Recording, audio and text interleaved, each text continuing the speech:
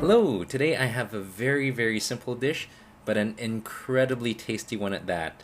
What can be better than cheese? Well, it's fried cheese, and this is fried queso fresco to be exact.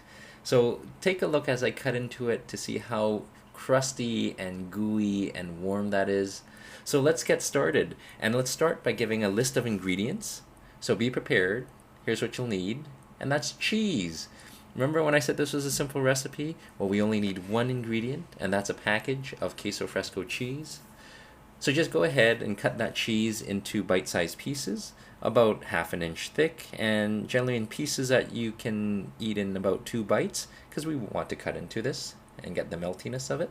So once the cheese is all cut up, we start by heating up a nonstick pan. And why nonstick? Because we want nothing to stick to it. This is fried cheese we're talking about. So I'm heating this pan over medium-high heat, and I'm putting in olive oil in here just to give it some flavor, and I'll swish that oil around to get it heated up. And once the oil's heated up, we can go ahead and start putting our cheese in the pan. Now at this point you can see it browning and sizzling, and I wish you can smell the smells that are coming out of this, and you can hear the wonderful sounds that are emitting from the pan. In fact, take a listen.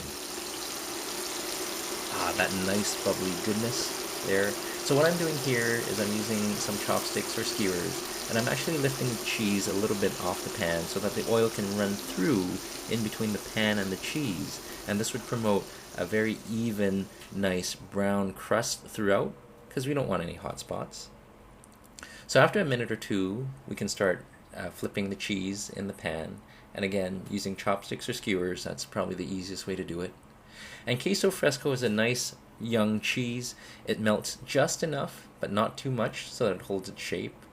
And after a few minutes on the other side, it's done. It's ready to serve. This is very simple. And the way I serve this is I use a hot iron plate, so that we want the cheese to remain hot as we eat the dish. And I'm just going to plate this up here. And this reminds me of, those little nice bits of brown bits around a pizza that everyone loves, those little bits around the crust.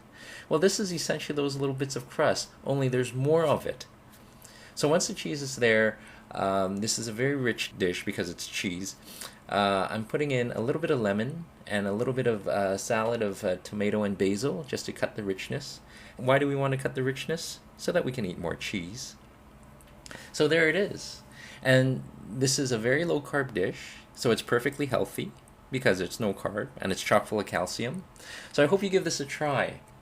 If you like this dish, please leave a comment. And if you're looking for more recipes, please visit KetoInfo.com/recipes. And until we see each other again, goodbye.